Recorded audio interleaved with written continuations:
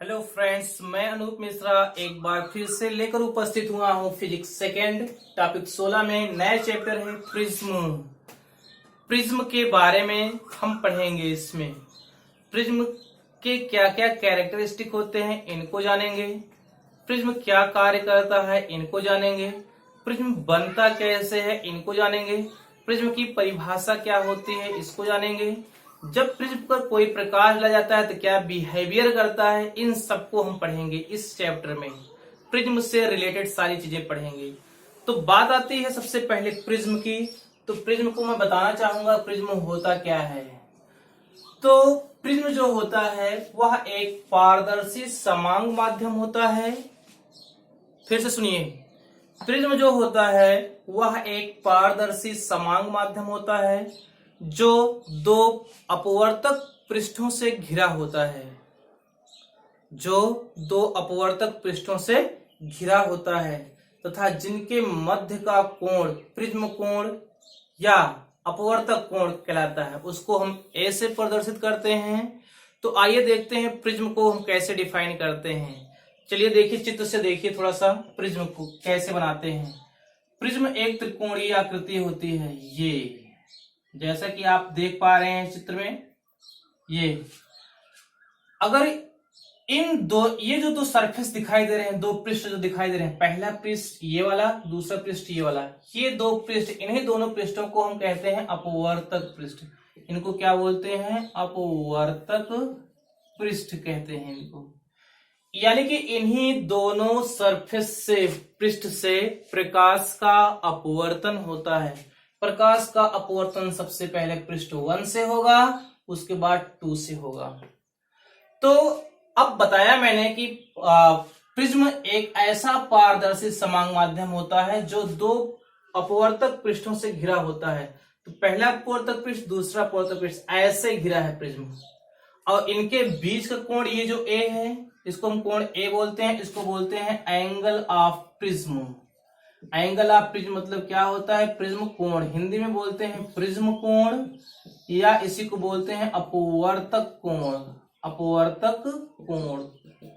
तो ये प्रिज्म की इतनी डिफिनेशन है। थोड़ा सा इसको हम वैसे भी समझ लेते हैं, एक बुक से ही बता देते हैं आपको कैसे होता है प्रिज्म की डायग्राम कैसे होती है। मान लीजिए यह एक किताब लिया हूं मैं हाथ में। इस किताब को अगर हम ऐसे ले लूं, दिखाई दे रहा होगा ऐसे, इस प्रकार से। तो अगर इसको हम देखिए, ये प्रिज्म जैसा है, तो इसको अगर हम ऐसे लगा दें यहाँ पे ऐसे, तो यह भी एक प्रिज्म का कार्य करेगा। प्रिज्म की शेप कुछ इसी प्रकार से होती है। इसमें देख रहे हैं पृष्ठ कितने हैं, ध्यान से देखिए पृष्ठ।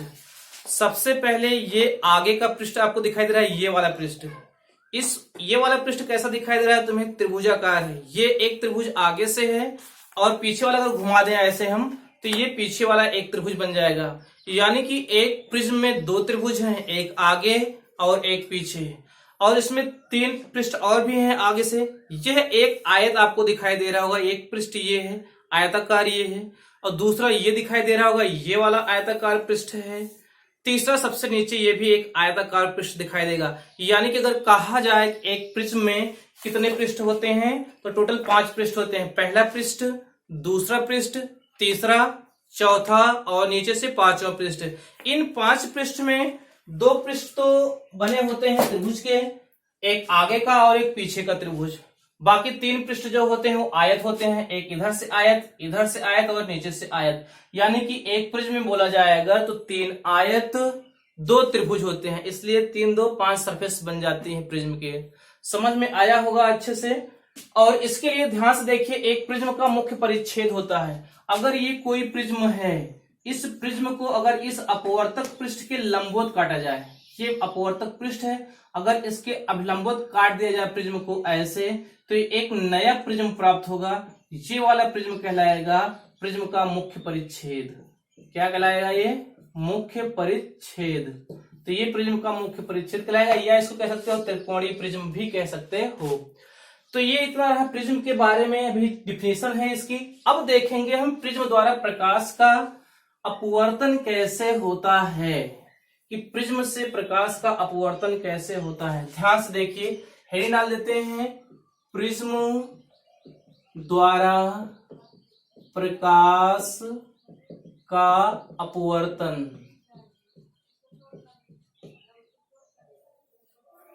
प्रिज्म द्वारा प्रकाश का अपवर्तन। ध्यान से देखेंगे, सबसे पहले हम चित्र बना रहे हैं, इस चित्र को ध्यान से देखिए। यह एक प्रिज्म है, एक प्रिज्म है, मान लेते हैं ए बी सी, एक कोई प्रिज्म है, इसका ये अपवर्तक कोण ए है। तो सबसे पहले देखिए ये प्रिज्म है, प्रिज्म किसी न किसी पदार्थ से बना होगा, चाहे वो कांच होगा, चाहे जो भी मटेरियल होगा, उसका कुछ ना कुछ अपवर्तनांक होगा इसमें। तो ये प्रिज्म है, तो इस प्रिज्म से मैं मानता हूं कि ये आपतित किरण है, चलने वाली ये अगर कोई आपतित किरण है, ये इसको, इस किरण को मान लेते हैं आई किरण है, कोई चल रही है आपतित किरण है। ये वाला जो माध्यम है, इधर वाला और इधर वाला, ये मान लेते हैं विरल माध्यम है, क्योंकि इधर वायु है, मान लेते हैं दोनों साइड में इसके क्या है, वायु, वायु को हम बोलते हैं विरल माध्यम। अंदर में क्या है, ये कांच है, इसका माध्यम चेंज हो जाएगा, क्या बन जाएगा, सघन माध्यम। आपने अपवर्तन की दो घटना पढ़ रखा है क्रमशः। एक घटना वह है जब कोई किरण किसी विरल माध्यम से सघन माध्यम में प्रवेश करती है तो वह अभिलंब की ओर झुकती है। दूसरी कंडीशन आपने यह पढ़ रखा है कि जब कोई किरण सघन माध्यम से विरल माध्यम में प्रवेश करेगी तो वह अभिलंब से दूर हटेगी। तो दो ही घटना होगी इसमें, पहली घटना पे क्या होगा, दूसरी घटना पे क्या होगा, आइए हम इस चित्र से देखते हैं। तो मैंने मान लिया कि आने वाला प्रकाश है, पहले अपवर्तक पृष्ठ पर गिरता है, तो यहां से यह प्रकाश क्या होगा, अपवर्तित होगा। जानते हैं कि जब कोई प्रकाश किसी एक माध्यम से दूसरे माध्यम में प्रवेश करता है तो उसकी दिशा और वेग दोनों ही बदल जाते हैं। तो आइए देखते हैं क्या होगा। यहाँ पे ये विरल माध्यम है, अगर इसको हम सघन माध्यम मान लें, इसका अपवर्तनांक यन मान लें हम, यन, तो ये यन अपवर्तनांक का है।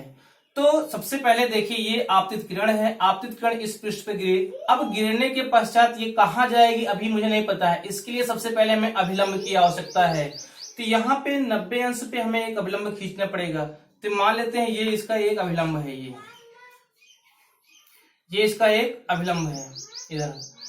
तो ये अभिलंब है। जानते हैं कि जब कोई प्रकाश विरल माध्यम से सघन माध्यम में प्रवेश करता है तो वह अभिलंब की ओर झुकता है। अभिलंब, अगर ये पृष्ठ ना होता तो ये वाली प्रकाश की जो किरण थी ऐसे सीधा बिना डेविएट हुए निकल जाती है ऐसे बाहर की तरफ, लेकिन ये डेविएट होगी, क्यों, क्योंकि आगे ये प्रिज्म का पृष्ठ मिल गया है इसे, क्योंकि इसका माध्यम चेंज हो जाएगा। जब माध्यम चेंज होगा तो यह अभिलंब की ओर जो ये सीधा जा रही होती है किरण, ये अब सीधा ना जाकर क्या हो जाएगी, थोड़ा सा अभिलंब की ओर झुकती हुई ऐसे चली जाएगी, इसकी दिशा ये हो जाएगी। अब जब यह किरण कहां पहुंची, दूसरे पृष्ठ पर स्ट्राइक की, यानी दूसरे पृष्ठ पर पहुंची ये, तो अब ये कहां से कहां जा रही है इसको हम देखेंगे। तो ये सघन माध्यम है और ये विरल माध्यम है। अब ये प्रकाश सघन माध्यम से विरल माध्यम में प्रवेश कर रहा है, तो जानते हैं कोई भी प्रकाश सघन माध्यम से विरल माध्यम में प्रवेश करता है तो वह अभिलंब से दूर हटता है, तो वह अभिलंब से दूर हटता है। कैसे दूर हटेगा ये देखते हैं। तो जब ये प्रकाश यहां पहुंचा इस पृष्ठ पे, अब इस पृष्ठ के लिए हमें किसकी आवश्यकता पड़ेगी, अभिलंब की। तो सबसे पहले हम इसके लिए अभिलंब खींचेंगे, यहां से 90 अंश पर मैंने अभिलंब खींच दिया एक ऐसे। अब देख रहे हैं इसका अभिलंब ये है, तो जानते हैं कि सघन से किसमें जा रही है, विरल में। अब ये अभिलंब से दूर हटेगी, अभिलंब इसका इधर है, तो यह किरण ऐसे दूर हटती हुई बाहर निकल जाएगी। तो आपने देखा कि यह एक रे डायग्राम है, किरण आरेख है, किसके लिए, प्रिज्म के लिए। कि आपतित किरण पहले पृष्ठ पे गिरी, अपवर्तन के पश्चात अभिलंब की ओर झुकी, स्ट्राइक कर गई दूसरे पृष्ठ पर। अब जैसे इस पृष्ठ पर स्ट्राइक करती है, इसके लिए हमें अभिलंब की आवश्यकता है। अभिलंब मैंने खींचा और यह किरण कहां से जा रही है, सघन से विरल में प्रवेश कर रही है, तो वह अभिलंब से दूर हटेगी। अभिलंब ऊपर की तरफ है, तीर नीचे की तरफ हटती हुई चली जाएगी ऐसे बाहर की तरफ। मैंने देखा कि यह किरण ऐसे डाला और मिल गई हमें नीचे की तरफ जा रही है, इतना परिवर्तित हुई। अब उसके बाद देखिए, ये तो अगर ये पृष्ठ ना होता, सीधी जाने वाली किरण का रास्ता ये था, अगर ये पृष्ठ ना होता तो ये किरण ऐसे सीधा निकलती, ये पृष्ठ ना होता। लेकिन अगर ये पृष्ठ है तो इस किरण का मार्ग कैसा होगा, अगर यहाँ पे अपनी आंख को हम सेट करके देखेंगे तो हमें लगेगा कि ये किरण वास्तव में यहां से नहीं होके आ रही, ये किरण ऐसे सीधा ऊपर की तरफ आ रही है, ऐसे इधर से। तो इन दोनों किरणों को मिलाने पर ये जो एंगल बनेगा, ये वाला कोण, इसको कहेंगे हम डेल्टा। क्या कहेंगे? डेल्टा। डेल्टा क्या है? इसको हम बोलते हैं विचलन कोण। क्या है ये? विचलन कोण। फिर से देखिए, विचलन कोण क्यों बोला मैंने? कि जो एक्चुअल रे है, यानी कि जो ये रियल में किरण आ रही है, सबसे पहले पृष्ठ पर स्ट्राइक कितना मुड़ा, फिर दूसरे पृष्ठ पर कितना मुड़ा, तो टोटल ये किरण कितना मुड़ी, तो उस किरण को मोड़ने के लिए मैंने डेल्टा का सिंबल इस्तेमाल किया यहाँ पे, इसलिए इस डेल्टा को हम बोलते हैं विचलन कोण। अब ध्यान से देखिए, आप लोग जानते हो कि जो अपवर्तन होता है केवल और केवल एक ही पृष्ठ से होता है, लेकिन यहाँ पे अपवर्तन दो पृष्ठ से हो रहा है। तो इस अगर पूरी बॉडी के लिए हमें बोलना है कि ये अपवर्तन है कि विचलन है, तो यहाँ पे हम कहेंगे इस पूरे प्रिज्म के लिए एक किरण जो होगी वो हमेशा विचलन दिखाएगी। किरण का विचलन होगा यहाँ से, ना कि अपवर्तन। अपवर्तन सिर्फ पृष्ठ से होगा, पहले पृष्ठ से और दूसरे पृष्ठ से। अगर पूरे बॉडी के लिए हम बोलेंगे तो ये पूरे बॉडी के लिए कहलाएगा विचलन, यानी कि इस किरण का यह किरण कितना विचलित हुई इस प्रिज्म से।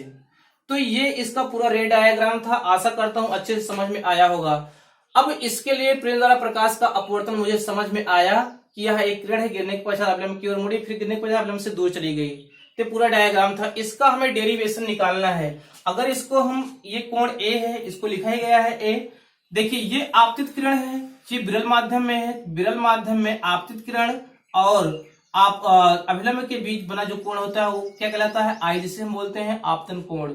ये विरल माध्यम है, ये भी विरल माध्यम है, तो यानी कि यहाँ पे जो ये इसका अभिलंब है, इसके बीच बना कोण, इसको भी अगर हम आई मान लें, विरल माध्यम में कोण मैंने आई मान रखा है, और सघन माध्यम में कोण हम क्या मानेंगे? आर। ये इसका अभिलंब है, ये अपवर्तित किरण है। अभिलंब और अपवर्तित किरण के बीच बने कोण को हम आर से लिखते हैं। ये अपवर्तन कोण है सघन माध्यम में। इस पृष्ठ के लिए ये अपवर्तन कोण हो जाएगा, ये अपवर्तन कोण बन जाएगा, अपवर्तन नहीं आपतन कोण बन जाएगा आर सघन माध्यम में। तो क्या ये दोनों कोण आपस में बराबर होंगे? तो आंसर है नहीं, दोनों कोण आपस में बराबर नहीं होंगे। तो क्या मानेंगे इसको हम? इस वाले को हम I1 मान लेते हैं, इसको I2 मान लेते हैं, इसको R1, ये R2। अब दोनों में डिफरेंस हो गया, इसलिए बराबर नहीं है। तो इस कोण का नाम I1 रखा विरल वाले कोण के लिए, I1, I2, सघन में R1 और R2 मान रखा।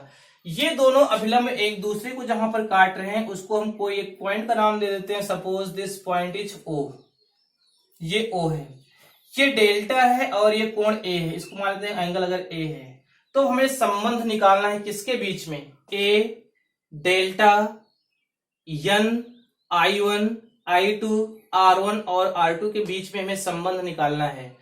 तो सबसे पहले हम संबंध निकालने के लिए क्या करेंगे? सबसे पहले ऊपर कौन सा संबंध दिखाई दे, कौन सा रिलेशन में दिखाई दे रहा है? यहाँ पे पॉइंट A है। सबसे पहले इस प्रिज्म के लिए हम व्यंजक को निकालेंगे, फिर डेल्टा के लिए निकालेंगे, फिर N के लिए निकालेंगे। उसी में हमें I1, R1, R2, I2 मिलते जाएंगे। तो आइए सबसे पहले हम देखते हैं प्रिज्म कोण A के लिए। तो A के लिए सबसे पहले ध्यान से देखिए, हमें एक चतुर्भुज दिखाई दे रहा है। चतुर्भुज कौन सा है? इस किरण का हम कुछ नाम दे देते हैं। Suppose this point is P, PQ आपतित किरण, Q और S ये अपवर्तित किरण हो गई। यहां से इसको मान S रख देते हैं। PQRS, ये R और ये S। ये जो PQRS है ये किरण का रास्ता है, किसमें? प्रिज्म के आपतित होने के बाद, यानी कि अपवर्तित होने के बाद जितनी किरण बने रास्ता बन रही है, PQRS इसका एक रास्ता है किरण का।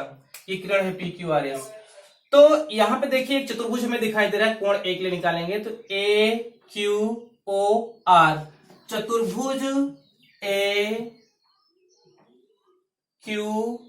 AQOR से ध्यान से देखिए, ये वाला कोण यहां से अभिलंब खींचा गया है, ये वाला कोण 90 अंश है, यानी कि समकोण है। यहाँ पे ये पूरा कितना है? 90 अंश है, यानी कि कोण Q धन कोण R, अगर ये दोनों 90 और 90 मिलकर 180 बनाते हैं, तो जानते हैं किसी भी चतुर्भुज के चारों अंतः कोणों का योगफल 360 डिग्री होता है। पहले दो कोण का मान हमें मालूम हो गया 180, अब कितना बच रहा है 360 में? तो 180 और बचेगा, इसलिए कोण A धन कोण O, इन दोनों का योगफल कितना हो जाएगा? 180 अंश। तो कोण A धन कोण O बराबर 180 अंश। यह पहला रिलेशन है A के लिए। अब कोण A धन कोण O बराबर 180 अंश। अब हमें एक त्रिभुज देखना है यहाँ पे कि उसका अंतः कोण का मान कितना होगा? 180 अंश होगा। कैसे?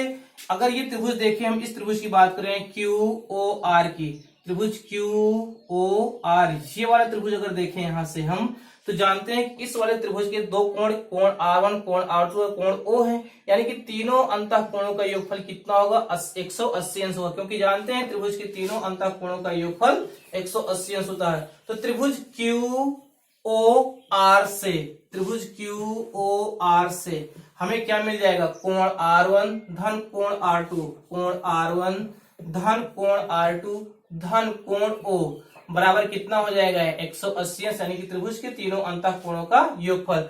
आपने समीकरण नंबर 1 से 180 अंश का मान निकाल रखा है कितना? कोण A धन कोण O, मान रख देंगे 180 अंश की जगह, तो ये हो जाएगा R1 धन R2 धन कोण O। 180 अंश का मान मालूम है, कोण A धन कोण O।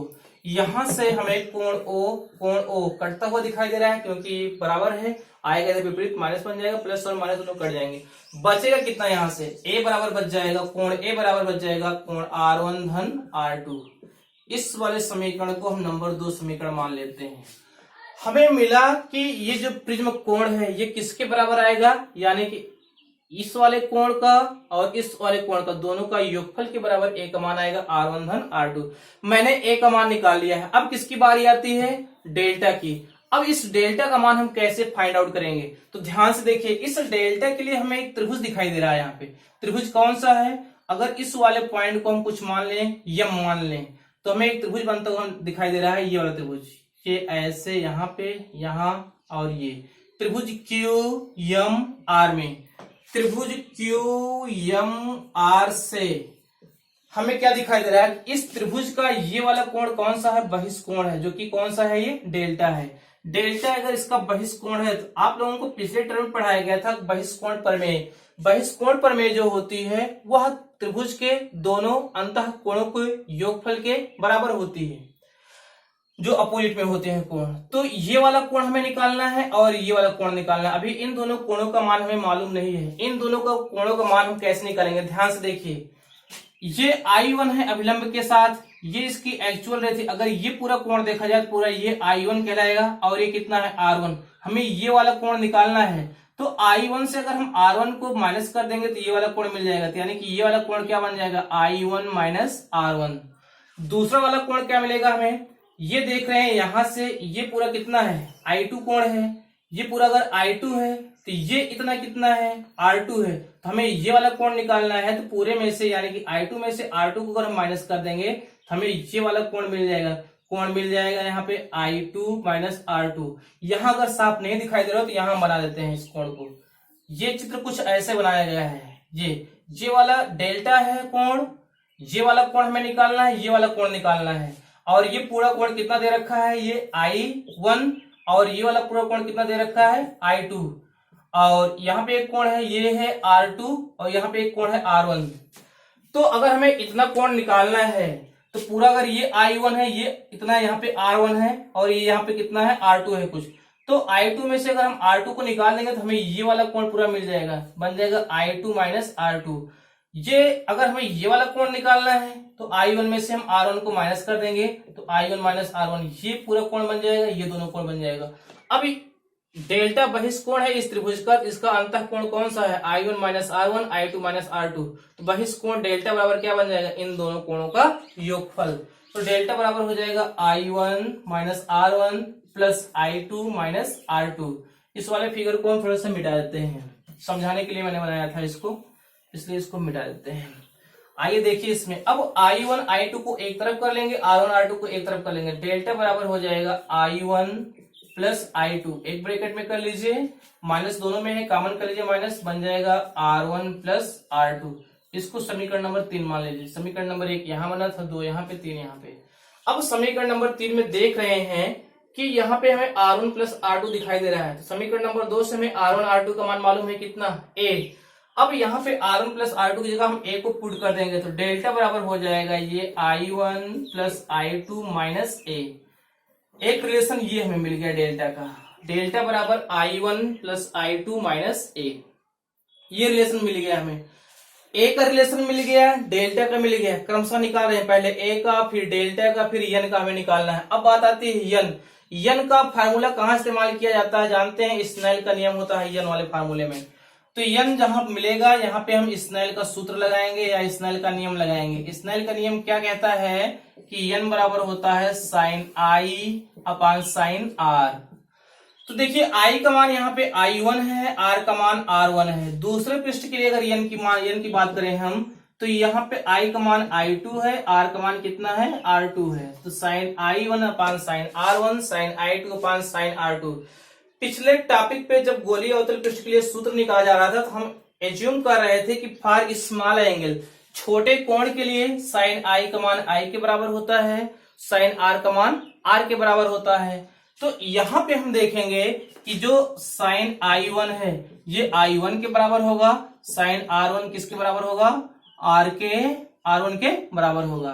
तो साइन i1 का मान i1 लेंगे, साइन r1 का मान r1 लेंगे। क्यों? फॉर स्मॉल एंगल, छोटे कोण के लिए अगर साइन i और साइन r को हम रेडियन में नापें तो साइन i का मान i के बराबर होता है, साइन r का मान r के बराबर होता है। इसलिए साइन i की जगह हम i1 को रखेंगे और साइन r1 की जगह r1 को रखेंगे। तो यह सूत्र बन जाएगा ऐसे, साइन i1 की जगह i1 और साइन r1 की जगह r1। यहां से हमें i1 का मान निकालना है तो i1 बराबर हो जाएगा r1 का गुणा कर देंगे तो n r1।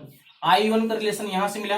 दूसरे में वही कंडीशन अपनाएंगे, n is equal to sine i2 है, साइन i2 की जगह क्या रखेंगे i2 और साइन r2 की जगह क्या रखेंगे r2। यहां से हमें i2 का मान निकालना है तो क्या बन जाएगा n r2। i1 का मान मैंने निकाला, i2 का मान निकाला। जैसे हमें i1 और i2 का मान मिल जाते हैं वैसे ही इस समीकरण में रख देते हैं, हमें एक अच्छा रिलेशन मिल जाएगा, कोई इंपॉर्टेंट रिलेशन। तो डेल्टा बराबर हो जाएगा, i1 का मान रखेंगे कितना n r1 धन i2 का मान कितना रखेंगे n r2 माइनस a। यहां से n हमें कॉमन दिखाई दे रहा है तो delta is equal to n common कर लेंगे, r1 plus r2 minus a। अब हमें समीकरण नंबर 1 से, 1 नहीं 2 से r1 प्लस r2 का मान मालूम है कितना a। तो r1 धन r2 जगह हम क्या रख सकते हैं a। समीकरण नंबर 2 का उपयोग करके यहाँ पे हम r1 प्लस r2 का मान a रख सकते हैं तो हो जाएगा n a माइनस a। यहां से a कॉमन दिखाई दे रहा है हमें तो a कॉमन कर लेंगे तो क्या बचेगा, delta is equal to n minus 1 into a। यह एक बहुत ही इंपॉर्टेंट फार्मूला है निकालने के लिए, किसका मान, विचलन कोण का मान निकालने के लिए। तो देखिए विचलन कोण किस पे डिपेंड कर रहा है। सबसे पहले ये डेल्टा है, विचलन कोण है। यह विचलन कोण ए मतलब क्या है, प्रिज्म कोण यानी कि अपवर्तक कोण पे डिपेंड कर रहा है। अगर अपवर्तक कोण का मान बड़ा होगा, ये ए का मान अगर बढ़ता जाएगा तो डेल्टा का मान भी बढ़ता जाएगा, यानी कि डेल्टा बढ़ने का मतलब है किरणों का विचलन बहुत ज्यादा होगा। अगर ए कोण को बढ़ाते जाएंगे तो किरण का विचलन होना बहुत ज्यादा विचलित हो जाएगी किरण, इसलिए डेल्टा क्या हो जाएगा, बढ़ जाएगा। दूसरी कंडीशन क्या है, n मतलब है अपवर्तनांक, किसका, ये जो मटेरियल का बना है ये प्रिज्म, उसका अपवर्तनांक है। अगर हम अपवर्तनांक को बढ़ाते जाएंगे तो इस प्रिज्म की क्षमता भी बढ़ती जाएगी। क्षमता बढ़ने का मतलब है कि वह किरण को और मोड़ता जाएगा, यानी कि अपवर्तनांक बढ़ाएंगे तब भी विचलन कोण का मान बढ़ता जाएगा। अगर अपवर्तक कोण a बढ़ाएंगे तब भी विचलन कोण का मान बढ़ता जाएगा। तो यह एक इंपॉर्टेंट रिलेशन है, इसको याद रखेंगे। और यह हमेशा किसके लिए लगेगा, पतले प्रिज्म के लिए लगेगा। यानी कि जब अपवर्तक कोण a का मान 5 डिग्री या 5 डिग्री से कम होगा तभी इस सूत्र का हम यूज करेंगे, अदरवाइज इसका यूज नहीं करेंगे, नहीं तो न्यूमेरिकल गलत हो जाएगा। तो इसलिए delta is equal to n minus 1 into a का जो ये रिलेशन है ये पतले प्रिज्म के लिए है। कब, जब a का मान 5 डिग्री हो या उससे छोटा, तब इस फार्मूले का उपयोग करके आंसर को ला लेंगे तब सही होगा। 5 डिग्री से अगर ऊपर का a है तो इस वाले फार्मूले को हम कदापि यूज नहीं करेंगे, नहीं तो रिलेशन गलत हो जाएगा। आइए देखते हैं इसके आगे थोड़ा सा और है, थोड़ा सा इसको मिटा देते हैं, ऊपर से मिटा देते हैं, यहां मिटा देते हैं इसको, स्नेल के नियम को इसको मिटा देते हैं इतना। आइए देखते हैं कि जब ये प्रिज्म अल्पतम विचलन की अवस्था में होता है। अल्पतम विचलन क्या है, जब अल्पतम विचलन कंडीशन तब कहलाती है जब कोई किरण अगर यहां से जा रही होती है, मिनिमम डेविएट कर रही होती है, बहुत कम विचलित हो रही होती है, तो उसको हम क्या कहते हैं, अल्पतम विचलन। अल्पतम विचलन में प्रिज्म को हम इसलिए रखते हैं क्योंकि अगर इसका जब हम प्रयोग करेंगे अल्पतम विचलन की स्थिति में जब ये रहेगा तब हमें रीडिंग इसकी आसानी से मिलती जाएगी और रीडिंग अच्छी आएगी और फार्मूला इसका हम निकाल लेंगे आसानी से। इसलिए इस प्रिज्म को हम अल्पतम विचलन की स्थिति में रखते हैं कि जहां से ये जो किरण है कम विचलित हो, वहां पे ये डेल्टा को हम सेट करते हैं।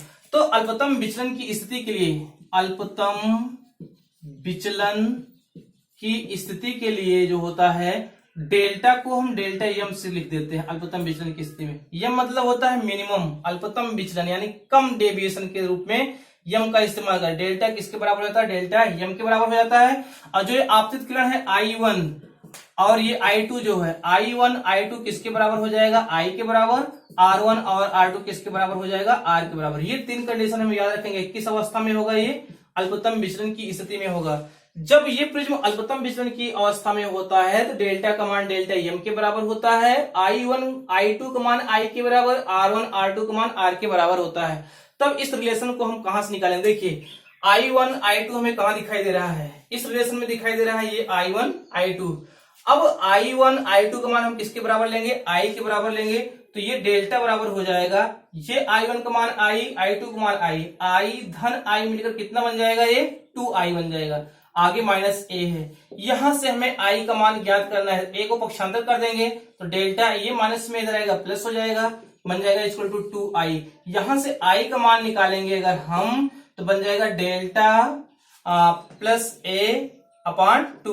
मैंने क्या बताया था, अल्पतम विचलन की अवस्था में डेल्टा किसके बराबर होता है, डेल्टा यम के बराबर। तो अल्पतम विचलन की अवस्था में डेल्टा किसके बराबर हो जाएगा, डेल्टा यम के बराबर। तो इसलिए I का मान किसके बराबर हो जाएगा, I बराबर delta m plus A by 2। यहां से I का मान मिल गया। अब हमें R का मान ज्ञात करना है। R वाला व्यंजक कहां दिखाई दे रहा है, यहाँ समीकरण नंबर 2 में। ये R1 R2 है, R1 R2 का मान किसके बराबर लेंगे, हम R के बराबर लेंगे। तो ये सूत्र बन जाएगा A is equal to R1 का मान R, R2 का मान R धन R मिलकर कितना हो जाएगा 2R। यहां से R का मान निकाल लेंगे हम। R बराबर क्या हो जाएगा, A अपॉन 2, क्योंकि 2 गुणा में इधर आएगा भाग में हो जाएगा। तो R बराबर A बाई 2। मैंने I का मान निकाला, R का मान निकाला। जैसे I और R के मान हमें मिल जाते हैं, फिर हम इस का सूत्र लगा देते हैं, n is equal to sine I upon sine R। यहाँ पे I का मान रखेंगे, यहाँ पे R का मान रखेंगे। तो साइन I का मान मैंने क्या निकाल रखा है, A plus delta m upon 2 upon sine R का मान मैंने क्या निकाल रखा है, A अपॉन 2। या ये सूत्र ऐसे बन जाएगा, n is equal to sine A plus delta m upon 2 upon sine A by 2। यह रिलेशन मिल जाएगा हमें प्रिज्म का। ये प्रिज्म के अपवर्तनांक निकालने का बहुत सटीक और इंपॉर्टेंट फार्मूला है। इसको चाहे पतला प्रिज्म हो, चाहे बहुत बड़ा प्रिज्म हो, एक कोई भी मान हो, सबके लिए लगा सकते हैं। यहां से हमें प्रिज्म का डायरेक्ट अपवर्तनांक, एग्जैक्ट अपवर्तनांक मिल जाएगा। तो ये जो फार्मूला है, ये प्रिज्म का अपवर्तनांक निकालने का फार्मूला है। तो आपने देखा कि प्रिज्म से प्रकाश का अपवर्तन कैसे होता है, इसके लिए रिलेशन मैंने निकाला A डेल्टा n का, डेल्टा का और n का। और अल्पतम विचलन की स्थिति में मैंने निकाला रिलेशन, तो n का फार्मूला मिल गया। ये प्रिज्म के लिए सूत्र है अपवर्तनांक निकालने का, n बराबर sine A plus delta m upon 2 sine A by 2, जहां डेल्टा m क्या कहलाता है, अल्पतम विचलन कोण कहलाता है। तो उम्मीद करता हूं आप लोगों को बहुत अच्छे से समझ में आएगा। इसका 1 2 बार 3 बार 4 बार प्रयास करेंगे, सारी चीजें कॉन्सेप्ट क्लियर हो जाएगी। नहीं कॉन्सेप्ट क्लियर होता है तो मुझे कमेंट कीजिए, पूछिए, मैं सारी चीज कॉन्सेप्ट क्लियर करूंगा। तो आज के लिए बस इतना हूं, मिलता हूं अगले वीडियो में। तब तक के लिए बहुत बहुत धन्यवाद।